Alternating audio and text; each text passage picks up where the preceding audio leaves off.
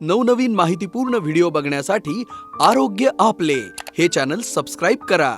नमस्कार मित्रांनो, स्वागत आहे तुमचं आरोग्य आपल्या यूट्यूब चॅनलमध्ये। मित्रांनो, आज आपण एक नवीन माहिती बघणार आहोत ती म्हणजे की पावसाळ्यामध्ये जे खजूर बाजारामध्ये येतात ते खजूर जर ओले खजूर खाल्ले तर आपल्या शरीराला कितपत त्याचे फायदे मिळतात या संदर्भात आजची माहिती आहे। तर मित्रांनो, आता सध्या बाजारात चक्कर मारल्यास ओला खजूर भरपूर प्रमाणात विकायला आलेले दिसतात। म्हणजे गोड आणि कुचित तुरट चवीचा हा खजूर 1-2 महिनेच खायला मिळतो।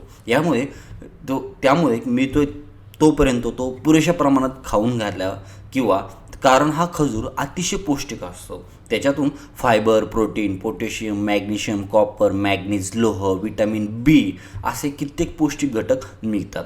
National centre for biotechnological information प्रकाशित केलेल्या एका माहितीनुसार ओल्या खजूरमधून कॅरोटिनॉइड आणि फिनोक्सा असे अँटी ॲसिड्स चांगल्या प्रमाणात मिळतात। पावसाळ्यात वेगवेगळ्या ॲलर्जी होण्याचे प्रमाण वाढते, अगदी त्वचेला खाज येणे, इन्फेक्शन होणे असे त्रास होतात।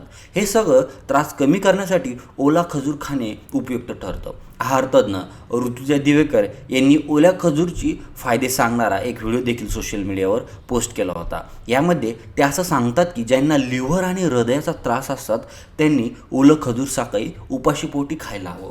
कित्येक महिलांच्या हिमोग्लोबिन देखील कमी असते, अशा महिलांना जेवणानंतर ओला खजूर खायला हवा, रक्त वाढण्यास मदत होईल। मंडळी, मधुमेहासाठी ओला खजूर फायदेशीर ठरतो कारण त्याचा ग्लायकोमिक इंडेक्स कमी असतो। शिवाय यातून चांगल्या प्रमाणात फायबर आणि अँटी ॲसिड्सही मिळतात। मंडळी, ओल्या खजूरमध्ये असणारे कॅल्शियम आणि फॉस्फरस हाडांना बळकटी देण्यास देखील उपयुक्त ठरतात। तर मित्रांनो, अशा प्रकारे हा जो ओला खजूर आहे हा आपल्या शरीरासाठी चांगले आणि आरोग्यदायी जे की खजूर आपल्या शरीराला फायदेशीर ठरतो। त्यामुळे मंडळी, जे बाजारात मिळणारा जो ओला खजूर असेल तर तो देखील तुम्ही खायला पाहिजे। यापासून आपल्या शरीराला असे काही प्रमाणामध्ये भरपूर सारे फायदे देखील मिळतात। तर मित्रांनो, ही होती ओला खजूर संदर्भातली एक छोटीशी माहिती कशी वाटली कमेंट करून नक्की कळवा। धन्यवाद।